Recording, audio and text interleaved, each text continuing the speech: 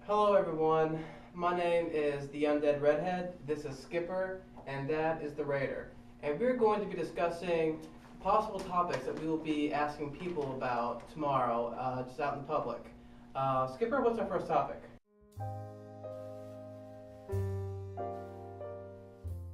The Raider, what is your opinion on the death penalty?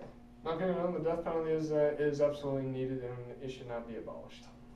Do you think it's unethical for the state to put another citizen to death?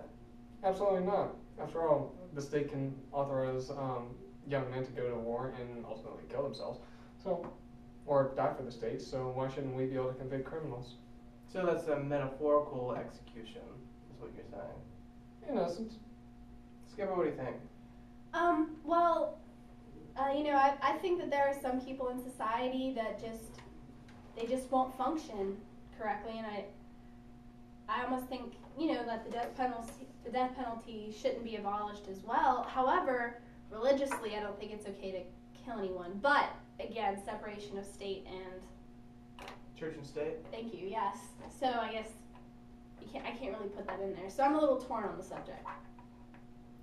Well, why are there people who can't assimilate with everyone else? I would question their sanity Mm-hmm. at that point.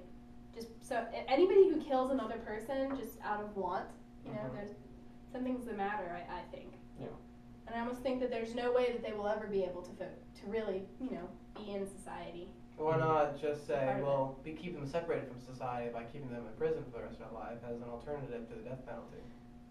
Well, I haven't done enough research to find out how much, executing someone is in comparison to keeping them in prison for the rest of their lives. So I guess after I saw those numbers, I might change my mind on the subject. Well, Robbie, what would you rather pay for as a taxpayer? Would you rather pay, what is it, 20 some odd, maybe 30 some odd $1,000 a year to keep someone behind bars indefinitely, or for how long the sentence is? Or would you rather, as a taxpayer, pay for the one bullet that it takes to put this man out of his life and out of our miseries?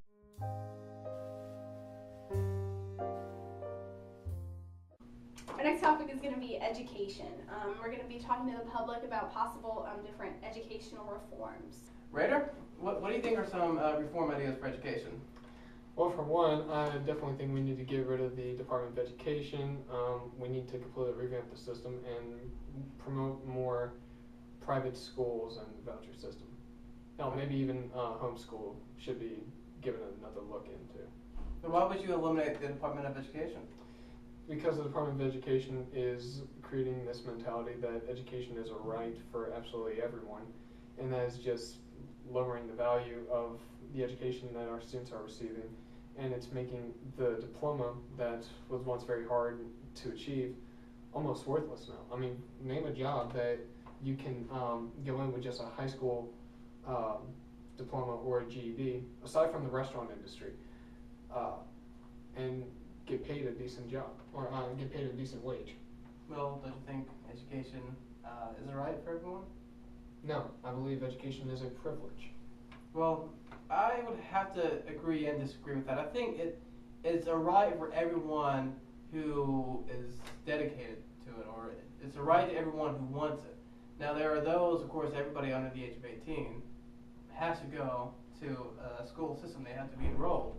And I think that there are those who don't want to be in school. They don't want to learn, and they're going to lower the quality of education for everyone else, with especially those with behavioral problems. And I think that for those who don't want to go to school, really don't have to, or shouldn't be forced to. I think that it is a right for those who really want to go to school and get an education.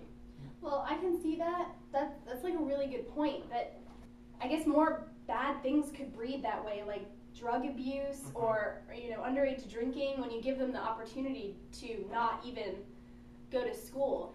I see what you guys are saying about like if they don't want to go to school, then they're not going to go to school. Period.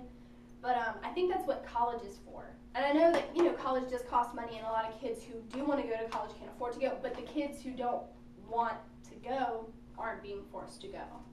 So that's why I think like K through 12 should be more of a right. Well, the thing is, if we could create an alternative program where students who are under the age of 18, who were either expelled from school or failed, or not in school for whatever reason, should be forced to go to an alternative program that is military in its style, something like a JROTC. And that could create a huge incentive for kids who are failing school or having behavior problems to do a lot better, put a lot more effort into it. I think that would solve a lot of problems right there. That's a good idea. Yeah, you're talking about more military academy style schooling. But then, when I say education is not right, I mean, I don't believe that it should be the taxpayer's burden to provide education for everyone in grades 12 and under. That's why I said that homeschooling should be more looked into. Maybe people around neighborhoods could get together and homeschool certain kids. I don't know. But I do believe that education is a privilege and not a right. I mean, you look at history, and several of our presidents and several of our greatest leaders have all been homeschooled or self-taught, more specifically. Well, that's a fair and decent point. However, if you're talking about our tax dollars, I would be more than happy if anything for my tax dollars to be going towards an educated generation. Yeah. And I think everybody, once they get into their careers, at whatever level they are, they would want someone, either their former coworker or someone they've hired or their employer, to be educated. And how is that educated? That's what we need our tax dollars to go to. Absolutely. Well, that's a valid point, but then at the same time, if you look at a private school type system, you get graduates from there that go on to become very successful people, and then they can donate whatever in the form of either new computers for school lab or new programs or something like that, or new textbooks coming from private sources, and then that would be more directly influenced to educating the next generation rather than just sending off X dollar amount to some government agency that'll then probably use it more to pay teachers than it actually will, or to maybe build a new gymnasium rather than actually educating kids, or even more likely, it'll probably end up in government red tape somewhere. Well, yes, Radar, I think that private education generally is better than public education in most cases. However, when you're talking about the entire population, I just don't think it's practical to teach the entire United States population of everyone under the age of 18, K through 12, in a private system. I think that you're going to have a majority public education if you're going to have an educated public as a whole. And that's where I think we need to put most of our focus. The thing is, private schools can do well on their own. They handle their own funding, their own administration. So I'm not worried about them. I'm worried about the public schools. That's what government has control over. And I simply think that we need to have a more rigorous alternative, create a huge incentive for the students to do better in school. That's my solution. What do you think, Raider? Well, where exactly would they go, though? Like, what do you mean a rigorous? It would be an entirely new system that would have to be adopted, new schools. And it wouldn't be increasing the size of schools, because you would simply be taking students who are already in a school and taking them into this alternative program, those who need it. I think we're missing one of the largest points about this entire topic. It's not about how much money is going to one system or another, whether it's public or whether it's private. What really sets the difference is the standards that the private schools set that then all but force the students to do better. Because if they don't, they will not succeed. There is no guarantee that they will graduate. Whereas in public school, the teachers are bound by such acts like the No Child Left Behind Act, which I don't know if you agree with it or not. But, I mean, it makes it to where the student cannot fail, and then that makes it to where the school cannot succeed. Because if now all the teachers have to worry about every single student passing rather than every single student learning, that's where the largest problem comes in. It's an issue of standards. So if you're going to keep the public education system, where are your standards going to be? Because it's not practical to have, a zero rejection rate when not everyone can contribute to the same educational society. Hi guys, welcome back to the chaos. Today we're talking about race. Skipper? Well, we're going to be going out to the public and asking them whether or not they think race still exists in the United States and in the world. Should be a really interesting topic. What are your thoughts, Undead? Well, I'm not too sure. I think racism is more unspoken today than what it used to be. Up until the civil rights era, racism was very public.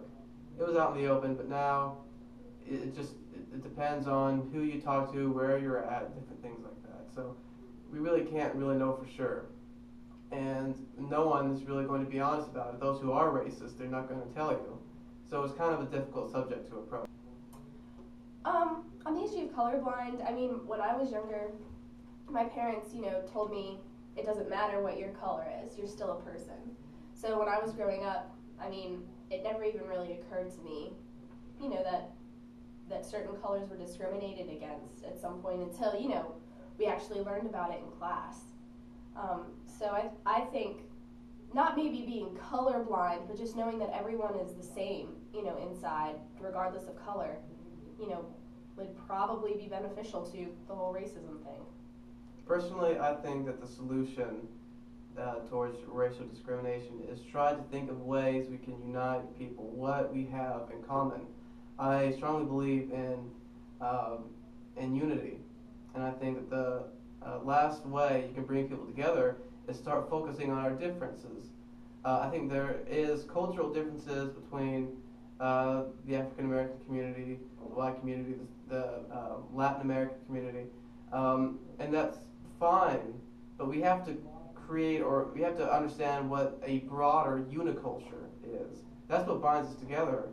And as long as we focus on our arbitrary differences, no progress is going to be made in race relations. What do whites and blacks, Latinos, Asians, and all others, what do we have in common? Especially those of us living in the United States.